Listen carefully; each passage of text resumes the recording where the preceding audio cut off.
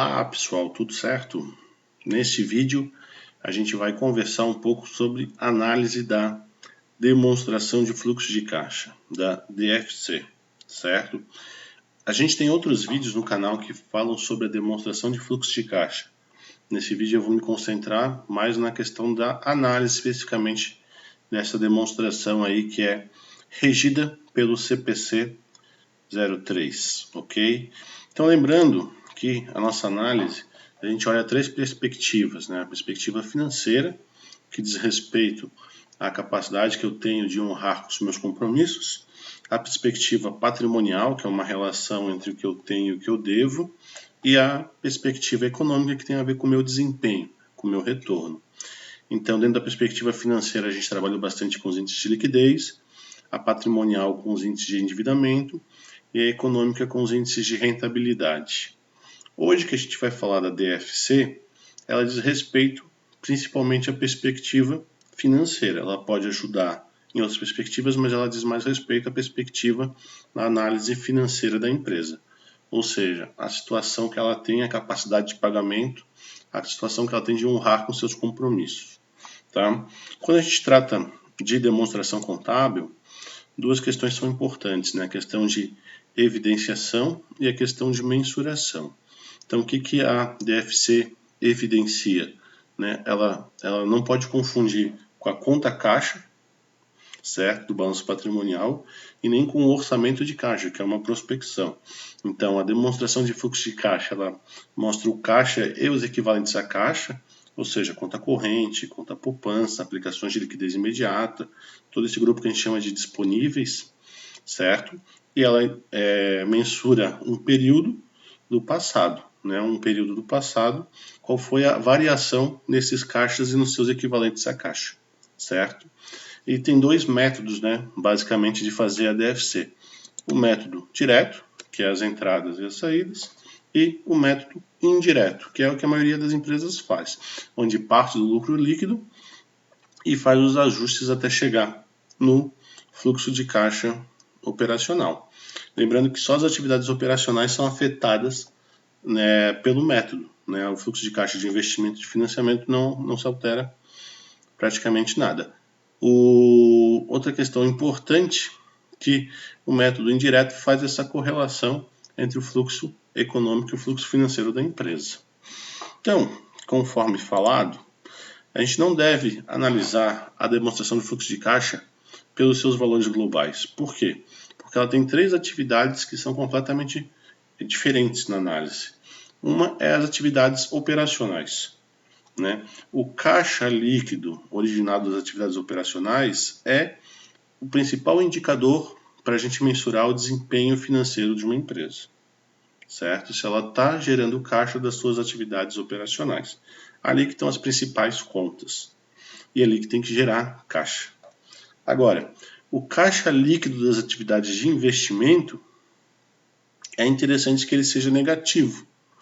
Por quê? Porque ele estando negativo significa que a empresa está crescendo, está investindo, está tirando dinheiro do caixa para comprar imóveis, comprar máquinas, comprar equipamentos, comprar fábricas, ou seja, crescer.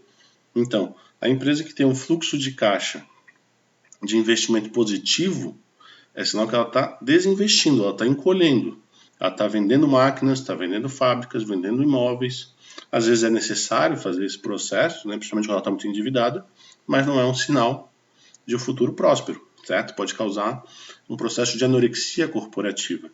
Então, é interessante que a empresa cresça, né? E até é uma forma de ouvir a perspectiva que a empresa tem com relação ao seu futuro. Se ela está investindo, ela está mostrando que tem uma perspectiva positiva, certo?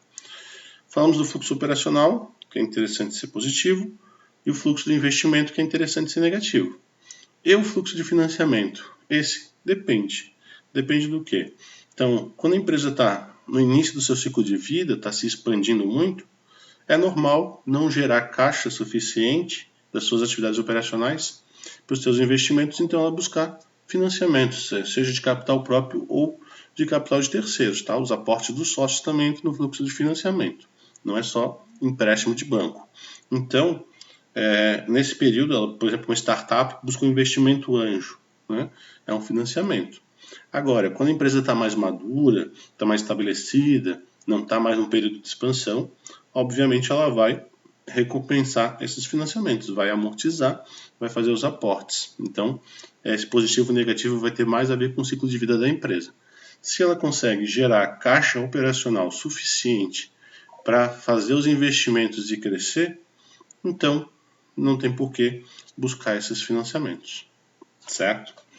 Então, alguns indicadores que a gente pode extrair da demonstração de fluxo de caixa, né? Um indicador que eu posso ver interessante é a relação entre o meu caixa e o meu lucro. Então, eu pego o caixa líquido das minhas atividades operacionais e divido pelo meu lucro líquido. Normalmente, essa conta, né, o caixa líquido das atividades operacionais vai ser maior do que o lucro líquido. Por quê?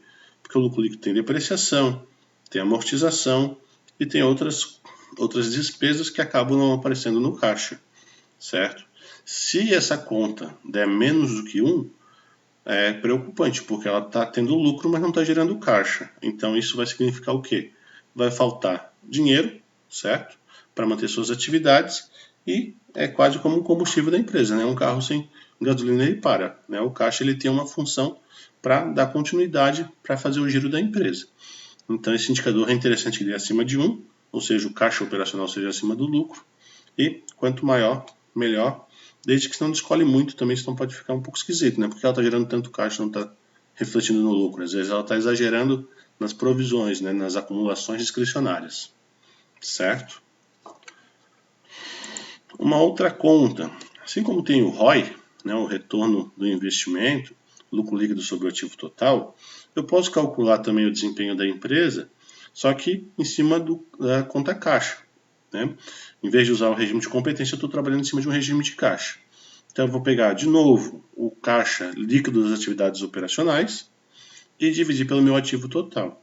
Então, isso vai me dar, essa conta eu transformo num percentual e eu posso comparar com o meu ROI, né? Qual é o meu retorno pelo regime de caixa e comparar com o meu retorno pelo regime de competência para poder ver se eles estão alinhados, certo? O normal é que esse retorno de caixa dê um pouquinho acima do que o ROI, né? Mas pode acontecer o contrário. Esse é um outro indicador interessante. Mais um indicador que a gente pode extrair da nossa demonstração de fluxo de caixa. Um índice de investimento. Então, eu vou pegar o caixa líquido das atividades de investimento da minha empresa, certo? Já falei que é interessante que esse valor dê negativo, porque significa que está saindo dinheiro do caixa equivalente, e está investindo, está ampliando. Só que é difícil analisar esse valor de forma bruta, né? 10 milhões, 50 milhões, 100 milhões, quando que é bom? Então eu posso dividir em relação ao meu ativo total, para dar uma contextualizada nesse número, o quanto que a empresa está investindo. Lembrando que esse indicador, quanto menor, melhor, significa que a empresa está investindo mais, está crescendo mais. Obviamente que, desde que não falte dinheiro para o giro da empresa. A empresa não pode investir uma quantidade tão grande que falte dinheiro para o capital de giro dela. Então, desde que não falte dinheiro para a empresa, quanto menor esse índice, melhor. Significa que a empresa está tirando mais dinheiro no caixa e está investindo na atividade produtiva da empresa. Está ampliando, está crescendo, certo? Um outro indicador que a gente pode fazer é o índice de financiamento, ou seja, vou pegar o caixa líquido das atividades de financiamento e dividir pelo meu ativo total. Então, a empresa, lembrando que esse indicador não tem relação necessariamente com o endividamento, porque aqui entra também a aporte dos sócios, tá? Capitais de terceiros. Então, se a empresa não gera caixa suficiente para o seu crescimento, ela tem que ter esse índice mais alto. Isso é normal com empresas que estão ou numa expansão muito forte ou estão no início do seu ciclo de vida. Em empresas mais maduras, em empresas com vendas mais estáveis, em empresas que não estão no processo de expansão, ou em empresas que têm um lucro, um caixa operacional suficiente para financiar esse crescimento, esse valor vai dar mais próximo de zero. E pode dar negativo quando a empresa está amortizando bastante esses financiamentos, certo? Então, é um indicador um pouco mais complexo de calcular, mas às vezes é interessante aí até para acompanhar o ciclo de vida da empresa, se ela está num período de expansão ou mais de estabilidade. Ok, pessoal? Com isso, vimos alguns indicadores interessantes sobre a DFC. Qualquer informação que a gente queira saber sobre a DFC, nossa melhor fonte de pesquisa é o CPC03, que ele é exclusivo para tratar sobre ela. Damos aqui a nossa missão por cumprida e bem cumprida. Até a próxima. Tchau, tchau.